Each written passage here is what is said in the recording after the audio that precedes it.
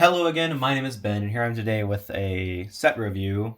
This will be similar to the comparison I did yesterday to the Soundwave and the Knockoff Soundwave.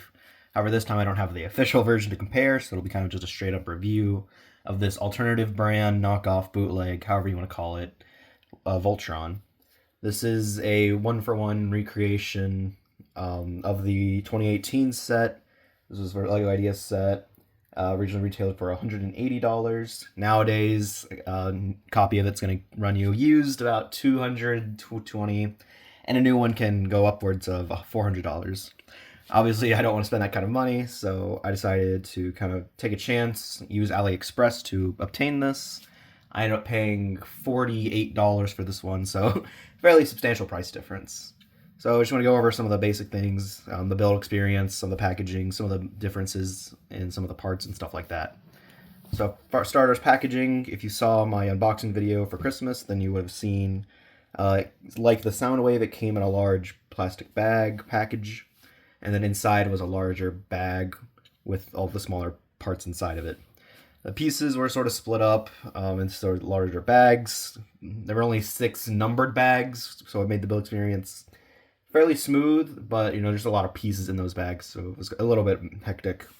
But I would say it was an overall fine building experience, nothing too frustrating. The instructions for this one, if you saw my review going over the Soundwave, you'll see this one's a bit thicker than that one.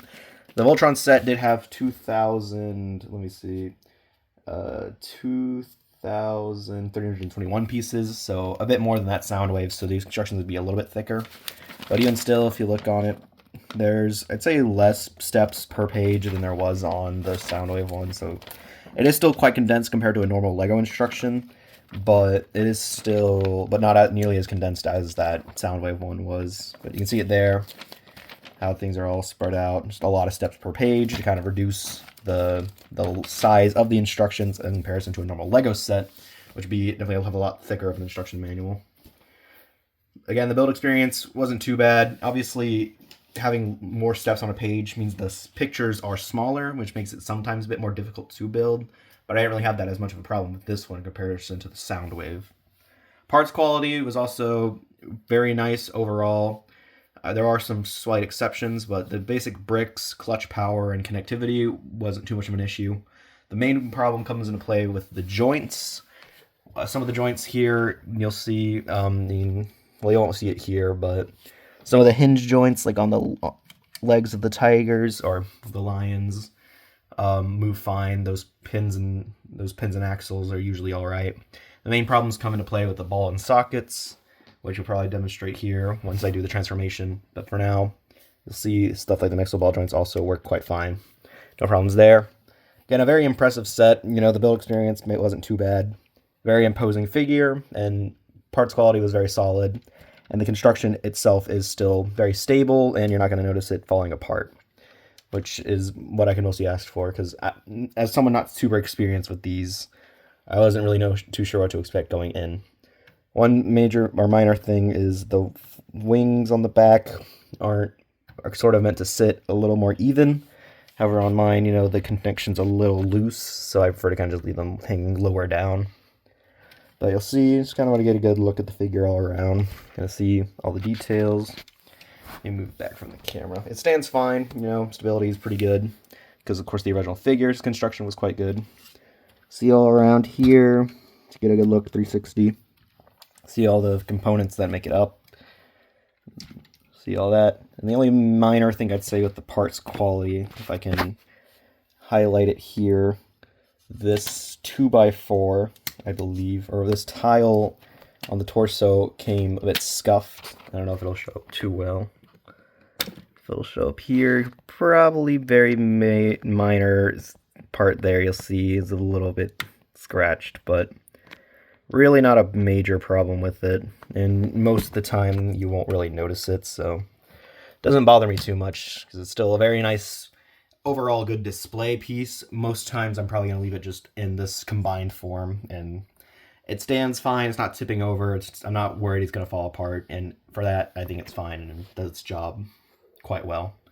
But I did also like it for its transforming function, so I do want to show that off, of course. course. So if I can, first I'll take off the sword.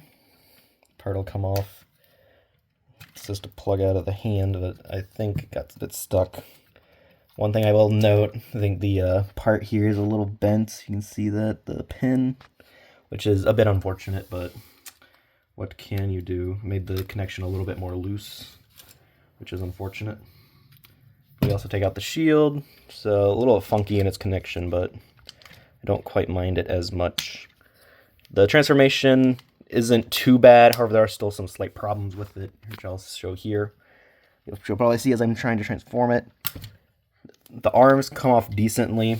However, sometimes the connection on the arm is quite tight, so it makes articulating the arms quite difficult, or sometimes if I'm not careful. The arms are meant to swing together, but sometimes the gears, because of the tightness, it'll skip against the gears, which isn't really ideal. You don't want to have that happen.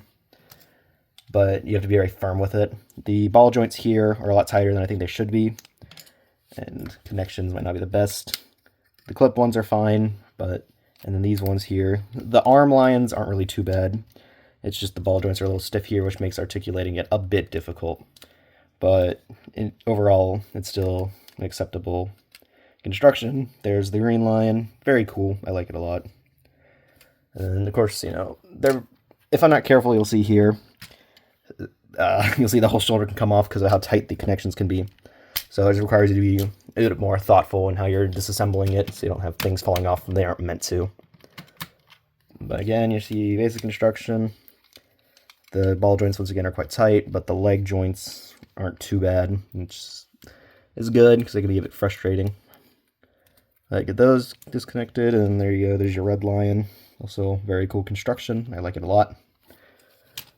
And then I'll take off the leg portions, which is where the main problems, I'd say, probably come into play. I'll get to those last, so we'll work on the torso now. Again, you'll see the back constructions are just kind of loose in their attachments, so they kind of just flop around very easily. But we'll those folded up, and we'll rotate these parts.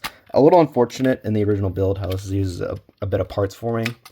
I kind of recognize there's a lot of limitations that probably had to be implemented, but it is a bit of a shame. Especially with like these modern transformers, kind of with their much more fluid transformations. At least for Optimus and Soundwave. Bumblebee did use a bit of parts forming. But yeah, you flip all these around. Obviously, I think the torso line is probably the one that's the most compromised in its build, just because of how many connections it needs. But none of those parts problems really come into play for this one, and it's quite a fluid transformation. Obviously, probably the worst of the lions, but it's still commendable in terms of its construction and what it needs to do. So I'd say it gets that job done quite well. Lastly, for these ones, you'll see the main problems show up. These parts, you're bringing them down and that looks fine. Obviously these leg ones don't have a lot of articulation because of the stability issues. Or not really issues, just more of the job of having to keep this large assembly standing. The problem comes with these front legs because of how they're attached. If I can open it up here. These parts here, at least for the knockoff, are very tight. It can be very difficult to turn. So it creates a lot of friction where it's not needed.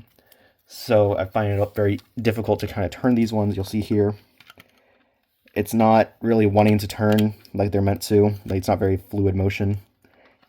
So what I end up having to do is I just kind of pull them off for the easiest way to kind of just get them to a standing position. The back legs don't have this problem because they're just attached on some simple just pins and axles. So they turn just fine. But because of these very tight ball joints, these front joints are very frustrating to deal with, and definitely my least favorite part of dealing with the transformation. Same thing kind of goes for the yellow lion leg. Again, those are really tight connections where you'll see it does turn, but it only turns more similarly to a ratchet and not a ball and socket, which is very frustrating to deal with because you want it to be a nice fluid motion, kind of make it a seamless transition. But to make it go easier, it's just simpler to kind of just turn and take the whole assembly off. Kind of frustrating, but it's kind of one of those compromises you make when you're kind of dealing with these alternative brands, and quality control is a little, can be a bit more out there on occasion. But the hind ones turn just fine. You still got some of the basic functions. I will note that the attachment for the tails is a bit loose. I think there's a bit more friction in the official build, so these ones kind of tend to flop around a bit more. But it's not too big of a problem and doesn't bother me at all. So those are all the lines kind of transformed. Again, you probably noticed some of the slight issues, some of the connectivity and some of the tightness of the joints. Again, the parts quality is fairly comparable to LEGO standards. Just with some of the joints, the tightness sort of creates a lot of friction, and it could, in the long term, potentially damage the parts. I have some concerns about that. But overall, I'm still quite content with the builds, and the transformation, is compromised in some regards. But overall, I'm quite content with these builds, and obviously in terms of value, you can't really fault it. When dealing with almost $400 for a sealed copy, $45 is a pretty good price. Ultimately, would I recommend this to someone curious? I think I'm willing to part with the compromises in the transformation. You can still mostly complete it with some of those joint issues, using a bit more parts filtering, which is already in the transformation already. So those aspects don't bother me too much. And it's still a very nice assembly, combined and detached. They're all very cool, and it's a very good build overall that I'm quite happy to have. And if you're fine with just kind of knockoffs and spending way less money, then I think it's definitely preferable to getting the entire official LEGO product. But of course, that's just me, and you're welcome to make your own choices. One final thing I do want to mention is some of the drum lacquered parts, which you'll probably notice on some of the aspects like the sword, look a bit more like a metallic silver, whereas in the official one, they have a bit more of a shine. Those drum lacquered parts that LEGO uses, like you might notice on that sound wave that I had, are far more reflective, whereas here they're a bit more dull. Personally, for me, that doesn't really bother myself, but if that's really something you can't handle, then that might sway you in the official direction. And finally, I think I'll do a little comparison. It does come with a brick separator, very handy. Of course, no LEGO branding. That's usually one of the telltale signs that you're dealing with a alternative brand. Of course, I have a LEGO one here for comparison. Of course, probably won't show up too well on the camera, but there is indeed a LEGO logo. So, at the bottom there, and then you'll see, of course, LEGO bricks or LEGO logos on the studs themselves, which this one lacks. But enough rambling. Overall, I'm quite content with this. I'm happy with it, and happy to have this as a part of my collection, knockoff or not. With all that being said, thank you all for watching. I don't know when I'll have something next time. I did quite enjoy both purchases I made on Aliexpress, and it would be something I'm open to doing in the future. And probably doing videos like this, kind of going over them and evaluating their strengths, their weaknesses in comparison to an official LEGO product. If that's something you'd like to see, maybe let me know. I appreciate the response to the sound wave comparison. That was appreciated. So if I get the chance to do this again, I definitely would be open to doing it. But with all that being said, thank you all for watching. Thanks for keeping a part of the channel. Thank you for those who continue to watch. Hope you guys have a great day. Thank you for watching, and goodbye.